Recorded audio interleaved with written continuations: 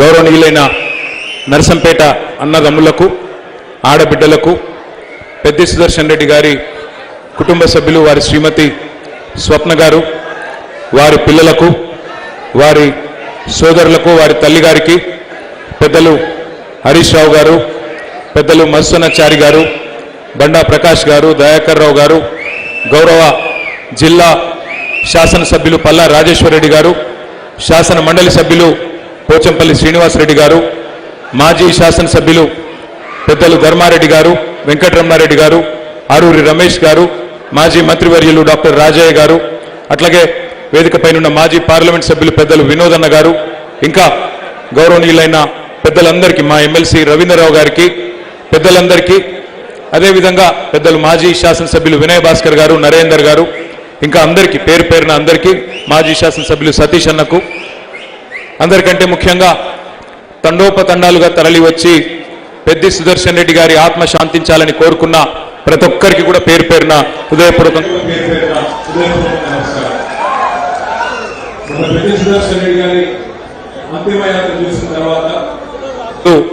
హైదరాబాద్లో ఎంతో ఆశ్చర్యంతో నన్ను అడిగిండు, అన్నా ఆయన ఏమి మాజీ ముఖ్యమంత్రి కాదు, మాజీ మంత్రి కూడా కాదు, మరి 10 సార్లు పనిచేసిన శాసనసభ్యుడు కాదు, ఎందుకన్నా అంతమంది తరలిొచ్చిండు నర్సంపేటలో 12 గంటల పాటు ఎందుకు అంత పెద్ద యాత్ర జరిగింది, జనయాత్ర జరిగింది అంటే వారికి నేను ఒక్కటే చెప్పిన, పెద్ది సుదర్శన్ రెడ్డి పెద్ద పెద్ద పదవులు అలంకరించకపోవచ్చు కానీ వరంగల్ జిల్లాలో ఉద్యమానికి నాయకత్వం వహించిన నాయకుడు, ఉద్యమాన్ని ఒంటి చేత్తో నడిపిన నాయకుడు. అందుకే ఓరుగల్లు మొత్తం కదిలొచ్చిందన్నా, ఓరుగల్లు మొత్తం కదిలొచ్చి పెద్దన్నను చివరిసారి చూసుకుంటామని చెప్పి బాధతోని కదిలి వచ్చిండ్రు అని వారికి వివరించి చెప్పిన. ఉద్యమంలో ఉండే పవర్ అది. ఉద్యమానికి నాయకత్వం వహించిన నాయకుడికి ఉద్యమ బిడ్డకు ఉద్యమ గడ్డ ఇచ్చిన గౌరవం అది అని వారికి నేను చెప్పిన. బాధ ఎక్కడ అనిపిస్తుందంటే నిజంగా సరిగ్గా జూలై 23 హైదరాబాద్లో బయలుదేరి నేను పెద్ది సుదర్శన్ రెడ్డి గారు, ధర్మారెడ్డి గారు, మాలోత్ కవిత గారు ఒకటే కారులో బయలుదేరి ఇక్కడ పోచంపల్లి శ్రీనివాసరెడ్డి గారు వర్ధనపేటలో ఒక ప్రోగ్రామ్ ఏదో ఆర్గనైజ్ చేస్తే కలిసి మాట్లాడుకుంటూ వచ్చినాం. ఆ రోజు పెద్ది సుదర్శన్ రెడ్డి గారు నాకు చెప్పిన మాట, ఎందుకంటే సరిగ్గా దానికంటే ముందు రోజే ప్రెస్ మీట్ పెట్టిండు తెలంగాణ భవన్లో హైదరాబాద్లో. దేని గురించి పెట్టిండు? దేవాదుల పంపులు ఆన్ చేయాలి, మా రైతులకు నీళ్లు ఇవ్వాలి, మా గోదావరి నీళ్లు మాకు రావాలి అని జూలై 22 నాడే గర్జించిండు పెద్ది సుదర్శన్ రెడ్డి. 23 నాడు బయలుదేరి ఇక్కడికి వస్తా ఉన్నాం. ఆ రోజు కూడా ఆయన చెప్పిన మాట ఒకటే, అన్నా కార్యాచరణ రూపొందించాలి, దేవాదుల పంపులు ఆన్ చేస్తలేరు, ఒక నియోజకవర్గమో ఒక నాయకుడో మాట్లాడితే కాదు, అందరం వరంగల్ జిల్లా నాయకత్వం మొత్తం కలిసి కొట్లాడాలన్నా, కలిసి అవసరమైతే పాదయాత్ర అంటారా లేకపోతే ఇంకేదైనా యాత్ర పెడతారా మాట్లాడండి, కేసీఆర్ గారితో మాట్లాడి ప్రోగ్రాం ఇవ్వండి, మేము చేయడానికి సిద్ధంగా ఉన్నాం అని చెప్పి మొదలుపెట్టిండు. కొద్ది దూరం రాగానే ఢిల్లీలో విద్యార్థుల ఉద్యమం గురించి మాట్లాడిండు. అన్న విద్యార్థులు ఢిల్లీలో కదం దొక్కుతుంటే మనం హైదరాబాద్ ఏదో ఒకటి చేయాలన్నా, ఆ పిల్లలకు సంఘీభావం చెప్పాలంటే అప్పటికప్పుడు అర్ధగంట లోపల ఓ దిక్కు పెద్దన్న, ఇంకో దిక్కు ధర్మారెడ్డి అన్న, ఇంకో దిక్కు మాలోత్ కవిత, మేమందరం అప్పటిదప్పుడే అనుకొని తెల్లారి ఇందిరా పార్క్ దగ్గర పిల్లల కోసం ఒక ధర్నా కార్యక్రమం చేద్దామని చెప్పి నిర్ణయం తీసుకొని వెంటనే వరంగల్ జిల్లా నాయకత్వం మొత్తానికి పెద్దన్ననే ఫోన్ చేసిండు. ధర్మారెడ్డి అన్న పెద్దన్న ఫోన్ చేసి రేపు మనం ఒక 5-6 వేల మంది పిల్లలం మనం పోవాలి, యువకులు పోవాలి అని చెప్పి నిర్ణయం తీసుకొని అప్పటిదప్పుడు నిమిషాల మీద ఆర్గనైజేషన్ చేసిండు. తెల్లారి ఇందిరా పార్క్ దగ్గర ధర్నా చేసినాం. సరిగ్గా 25 తారీఖు ఉదయం 8 గంటలకు సుదర్శన్ రెడ్డి గారి ఫోన్ నుంచి నాకు ఫోన్ వచ్చింది. నేను ఫోన్ ఎత్తిన, ఏమన్నా ఏం సంగతి అని ఫోన్ ఎత్తితే ఆయన శ్రీమతి స్వప్న ఏడుస్తా ఉన్నది. అన్నా పడిపోయిండు, ఇప్పుడే హాస్పిటల్కి తీసుకుపోతున్నాం, అర్థమైతలేదు అనే వరకు నేను కూడా పరిశాన్ అయినా. నిన్న నాతోనున్న మనిషి ఏమైందమ్మా అంటే తెలియదన్నా, పడిపోయిండు, చక్కెర వచ్చినట్టు అయింది, పడిపోయిండు, మోసాడతలేదు అన్నాడు, హాస్పిటల్కి తీసుకుపోతున్నా అని చెప్పింది, పెట్టేసింది. చెప్పగానే నేను హరీష్ రావు గారికి ఫోన్ చేసిన. ఇద్దరం ఒకటే సెకండ్లో పెద్దికి ఇట్లా అయిందంటే తట్టుకోలేకపోయినాం. బయలుదేరి వెంటనే అర్ధగంట లోపలనే బయలుదేరి ఇక్కడ చేరుకున్నాం, ప్రయత్నం చేసినాం.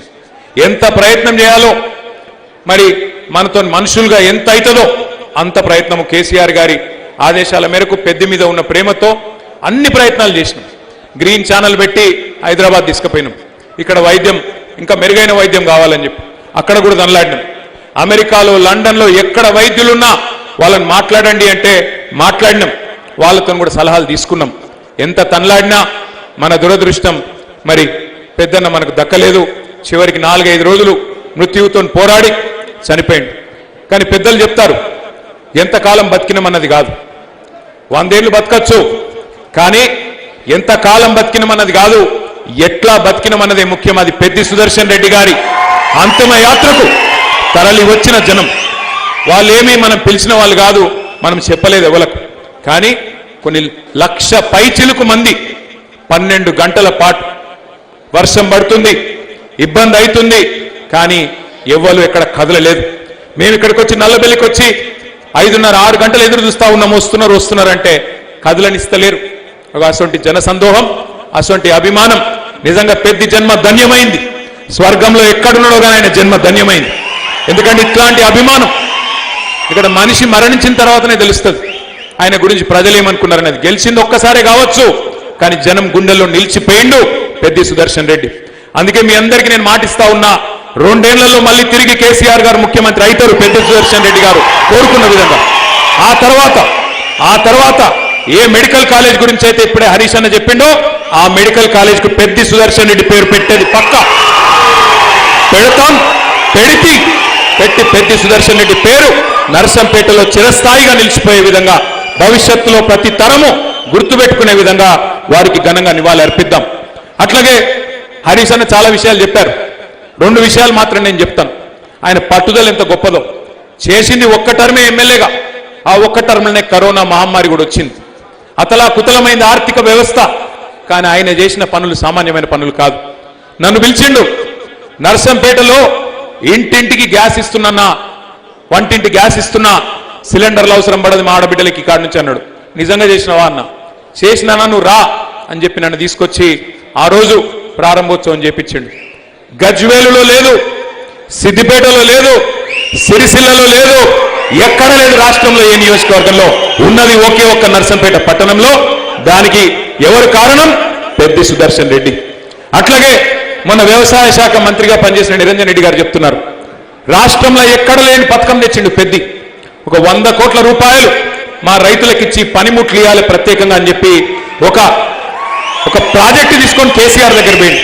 కేసీఆర్ గారు అడిగింది, ఎక్కడ లేదా బడ్జెట్లో లేదంటే, నాకు అదంతా తెలియదు సార్, మా నర్సంపేటకి ఇవ్వాలి అని మంకు పట్టుబట్టి అటు వ్యవసాయ మంత్రిని, ముఖ్యమంత్రిని కొట్లాడి ఒప్పించి సాధించిన గొప్ప నాయకుడు, గొప్ప అభ్యుదయవాది పెద్ది సుదర్శన్ రెడ్డి. ఆయన గురించి చెప్పుకుంటూ పోతే చాలా ఉన్నాయి. కానీ తెలంగాణ రాకమునుపు ఆయన చేసిన పోరాటం ఒక ఎత్తు అయితే, తెలంగాణ వచ్చినాక ఆయన చేసిన పోరాటం మళ్ళీ ప్రతిపక్షంలోకి వచ్చిన తర్వాత ఆయన చేసిన అద్భుతమైన కార్యాచరణ మరొక ఎత్తు. అందుకే మనం ఆయనకి ఇచ్చే నిజమైన నివాళి. ఒకవైపు ఆ కుటుంబాన్ని కంటికి రెప్పలా కాపాడుకోవాల్సిన బాధ్యత మన మీద ఉన్నది. వాళ్ళ పెద్ద స్వప్న గారు కానీ, వాళ్ళ పిల్లలు కానీ, వాళ్ళ అన్నదమ్ములు కానీ, సుదర్శన్ రెడ్డి గారు అన్నదమ్ములు కానీ, వారిని తప్పకుండా కంటికి రెప్పలాగా కాపాడుకునే బాధ్యత పార్టీది. మీరెవరు కూడా ఆందోళన పడవద్దని చెప్పి కూడా నేను విజ్ఞప్తి చేస్తా ఉన్నా. అట్లాగే తప్పకుండా నిన్నెట్లయితే పెద్దలు కేసీఆర్ గారు కదలి వచ్చి తరలి వచ్చి మరి ఆ కుటుంబానికి అండగా నిలబడ్డారు, మరి తప్పకుండా భవిష్యత్తులో కూడా పార్టీ మొత్తం వారెంబడ ఉంటుందని చెప్పి కూడా నేను విజ్ఞప్తి చేస్తా ఉన్నా. అట్లాగే మా సోదరులు నర్సంపేట మెడికల్ కాలేజీలో పుట్టిన ప్రతి బిడ్డ, అట్లాగే గలగల పారే పాకాలలో దుంకుతున్న గోదావరి జలాల్లో పారే ప్రతి నీటి బొట్టు తప్పకుండా పెద్ది సుదర్శన్ రెడ్డిని చరిత్ర గుర్తుపెట్టుకుంటుంది. తప్పకుండా సూర్యచంద్రులు ఉన్నంత కాలం నర్సంపేటలో పెద్ది సుదర్శన్ రెడ్డి పేరు ఉంటది. దయచేసి ఇది సంతాప సభ, సంస్మరణ సభ కాబట్టి ఎంతకంటే ఎక్కువ మాట్లాడకుండా మరి తరలి వచ్చిన ప్రతి ఒక్కరికి శిరస్సు వంచి హృదయపూర్వకంగా నమస్కారాలు తెలియజేస్తూ, జోహార్ పెద్ది సుదర్శన్ రెడ్డి, జోహార్ జోహార్, జోహార్ పెద్ది సుదర్శన్ రెడ్డి, జోహార్ జోహార్.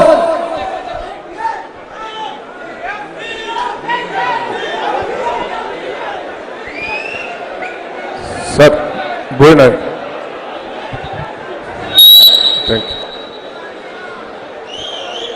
ఒక మౌనం, ఒక 2 నిమిషాలు మౌనం పాటిద్దాం.